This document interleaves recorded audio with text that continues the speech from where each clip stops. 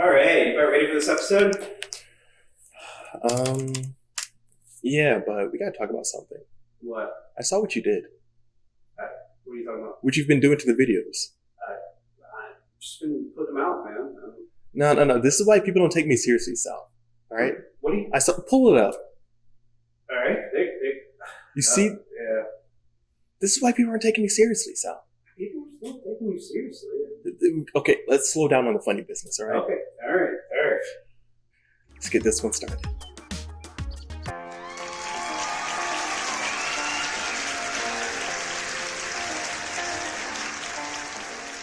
Hello and welcome back to The Economy Lately. I'm Anthony Smith. This is episode 6, Chief Economist here at FreightWaves, and I'm joined by South Turk. Yeah. You don't sound excited. Just after last week, man, it was a little rough.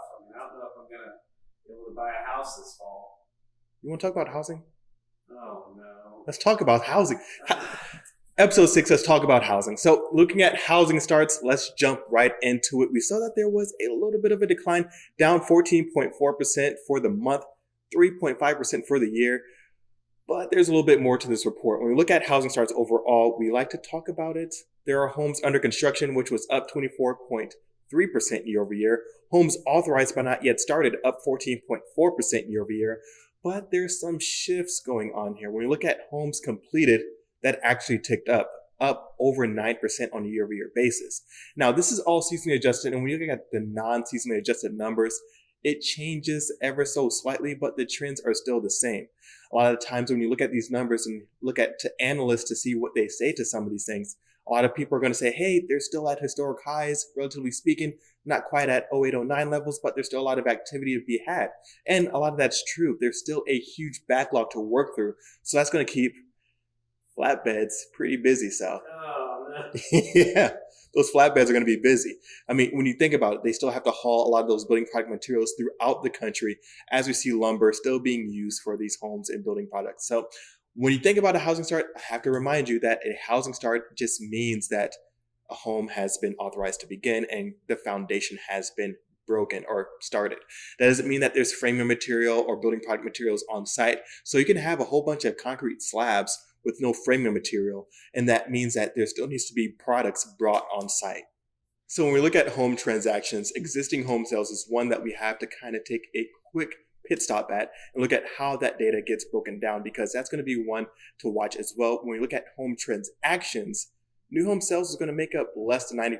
That means around 90% or just more than that is going to be made up of existing home sales. And when we look at that market, we saw that there was a decline of 3.4%. Now, throughout the pandemic, this wasn't too much of a newsmaker because you saw that inventory levels were just so low and that their new home sales for existing homes, I should say, were just down because people couldn't find homes to buy in the first place. But now we're starting to see inventory levels increase. So that's kind of a shift in the dynamics of the data here. When we're looking at existing home sales and what consumers are feeling, there's some things at play here. So for our next segment, we have to talk about the HPSI, or the HPSI, if you're cool. Wait, they have a cream for that now, I hear. Why would you say that? What? I was just saying. Have you been looking at my notes? No. Why? All right, so it was a bad batch of fries that I got, right? And that's how it all happened. I contracted the Anthony, quit buying fries off the street from strangers. I'm a sucker for a good deal, South. Is worth the risk. Street fries? What's wrong with you? No shame, all right? You know what? Brought to you by Street Fries. How about that, South? So, when we're talking about the HPSI, the HPSI, South, the Home Purchasing Sentiment Index from the great folks over at Fannie Mae, which provide us with this data that we can plug into Sonar and present it for you lovely folks watching and tuning in right now. What it does is it breaks down a lot of consumer components and outlook for buying a home, one of which says that only 70% of consumers report that now is a good time to buy a house.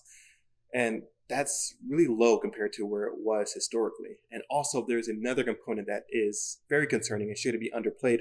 It shows that there was a tick up in consumers feeling concerned about their job security for the next year. This is important, and it shows a lot of what consumer confidence indices have been talking to, but really this one shifts into a whole nother area. This gets into that job market area.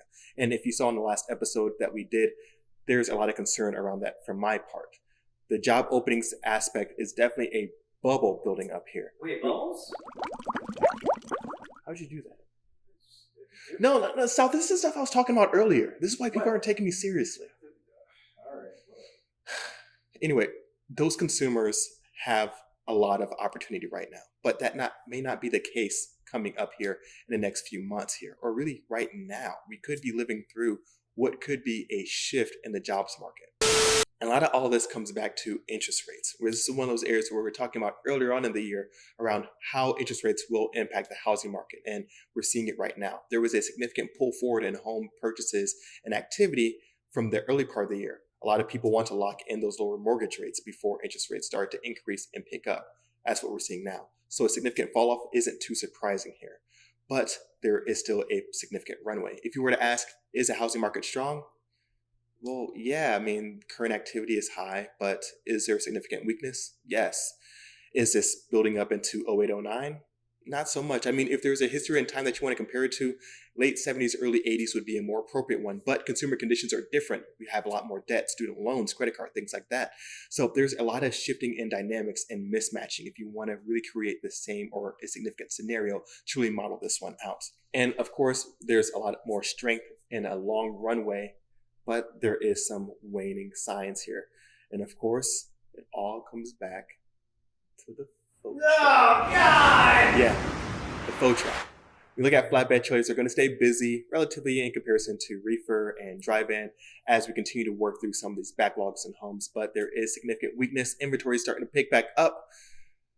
So there's a lot of activity happening here. Some good, some bad, but a lot that will keep you updated here. That's going to do it for this episode of Economy Lately. Wait, so I should like buy a houseboat then?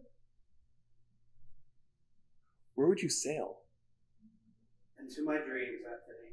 Into my dreams. You don't have dreams, Sal. This is your dream. See you in the next episode.